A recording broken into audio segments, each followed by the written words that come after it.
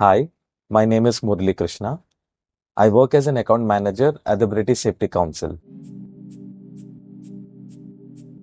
So, as an account manager, I'm into consultative selling. So, British Safety Council as an organization, we are into enhancing well-being and safety at workplace. So, the things that we deliver are audits, trainings, and other bespoke consultancy programs. And I, as an account manager, my basic job description would be to understand the client's requirements and find solutions that would be customizable and then meet the client's needs.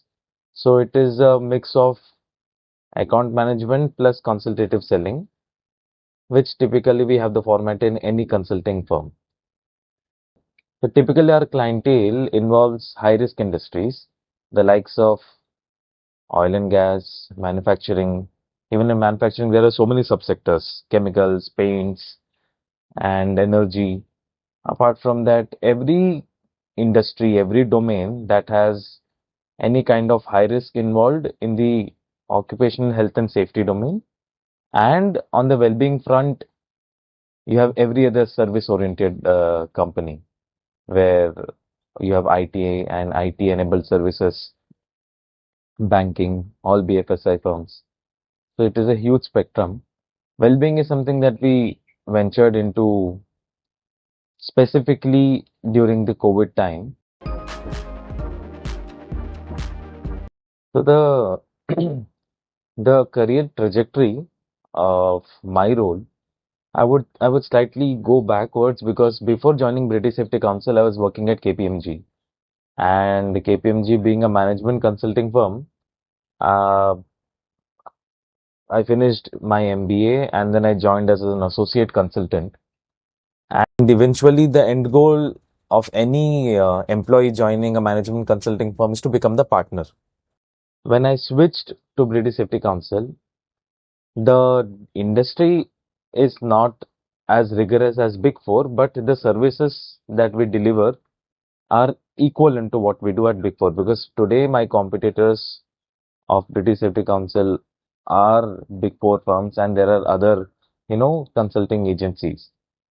I have a region that I cater to, and then my goal is to enhance and improve maximum safety management systems and the maturity of organizations.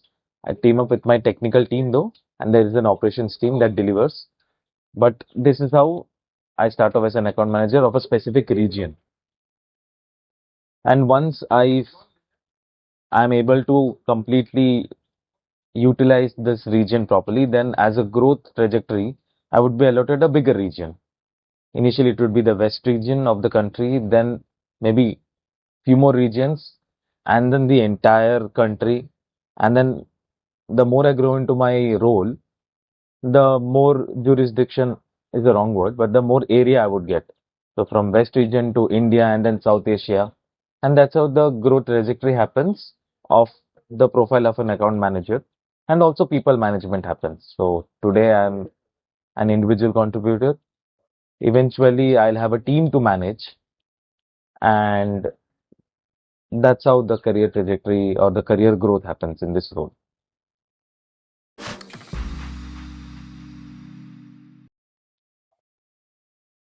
In terms of qualifications, the market prefers people who have specific expertise in that domain. So in consulting also there are so many branches. You have AI, you have telecommunications, you have finance, payables. You have different domains. So you should have your undergrad or your key degree in that.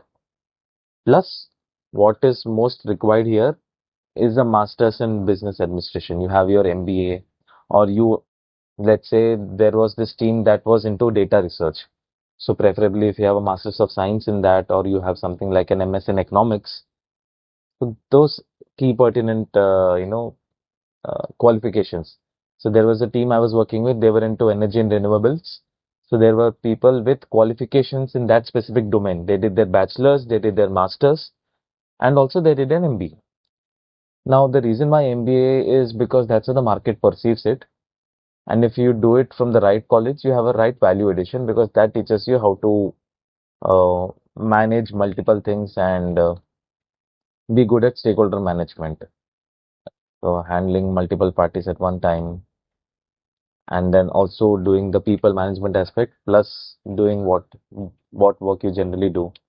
So that way an MBA helps. This is from the qualifications point of view.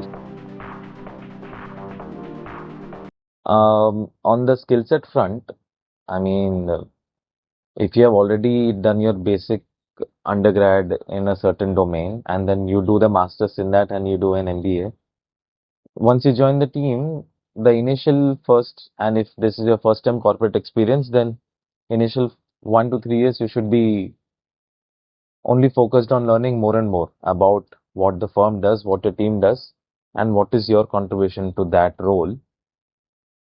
And once that happens, anybody could get a clear understanding of how further they need to enhance themselves, what skill set do they need, and grow into it. So skill set wise, even if generic, if I have to put forth, the number one skill set should be about people management at the end of the day, the ability to understand what your manager needs, what your manager's manager needs, and then what your client needs.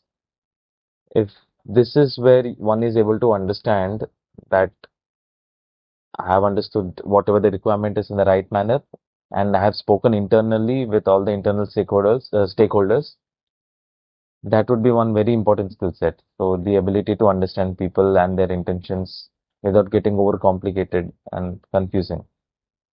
Other part is about time management because this is the high pressure job. You should be able to manage your time very well and schedule or plan your day in such a way. And three is have a strategic and analytical mindset. You have to be solution oriented and things won't come easy and you have to think about different ways of catering to the need or requirement. Fourth would be proactive. So you should be like on your own rather than waiting for somebody to give you a standard operating procedure or somebody giving you instructions. You should be able to be in a position where you are proactive. You're able to think of, oh, this is what the client would need, or this is what the boss would need, and you think 2 steps ahead and then deliver that. So these key things would always uh, give you more growth opportunities, and you would stand out in the consulting domain specifically, apart from the technical qualifications that one needs to have. So in terms of pay, this is how the uh, remuneration part would work. It typically the market pays based on the qualification you have from a certain XYZ college. Now, if you have graduated from a top B school, there is a certain package you would get. If you have graduated from a not so top, but then tier 2 B school, then there is a certain package you get. And that's how there is a direct correlation to the college or a B school that you graduate from and the payment you make in the initial phase, by the way. But over the long run, it gets spread out or it gets evened out because you might start off with a high package, but then if you're not able to perform and grow and then add value, you won't be able to grow up the ladder. But let's say you're from a tier 2B school, but you join at a slightly lower package, and then you might go up and make your mark and then get a good package. So let's say the top B schools, you finish your MBA and then you join a consulting firm, the likes of Big Four or any other big consulting firms, or even something like my organization because it is a legacy firm that has been operating for the last 70 years in the United Kingdom. And these organizations would pay you a good range of anywhere between uh, somewhere between, let's say, 15 to 25 lakhs as a starter. This is including the incentives, variable pays, slash commissions, what you would make. Once you grow further into the organization, as you go up the ladder, you can add something like a 30 to 40% year on year, not as a hike, but then I'm trying to give you an average. Like maybe you get promoted after a year or two, and then you again get promoted after 3 years, and in between you have your whatever performance hikes or normal hikes. So let's say you can start off at this range. If you do from a top B school, you get anywhere between 15 to 25 lakhs as a starting package. If you come from a tier 2 B school, you can expect anywhere between, as of today, somewhere between 8 to 12 lakhs as a starting package. It all depends on the value you add. And then once you switch, you will anyway get hikes and 40% raise, but that's the remuneration part of it. So I think for starters, for any person pursuing MBA that way, should should directly aspire to apply for any consulting firm. And the way to do that, as I said, would be joining a good B school or networking.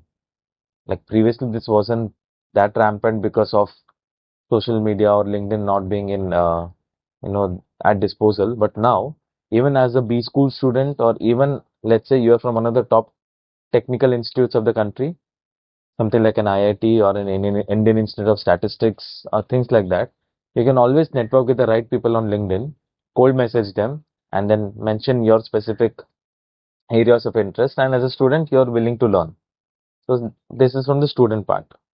If you're already working professional and you've worked in the industry, any industry of your interest, you've worked in a finance domain, you've worked in supply chain, you've worked in, let's say consumer goods industry, and you want to switch to consulting, then it is always preferable to connect with the right professionals or the right industry leaders in that specific domain. So let's say Big Four, like a KPMG, Deloitte, would have partners catering to that specific domain. So there'll be a partner for consumer goods, there'll be a partner for pharma, there'll be a partner for telecommunications.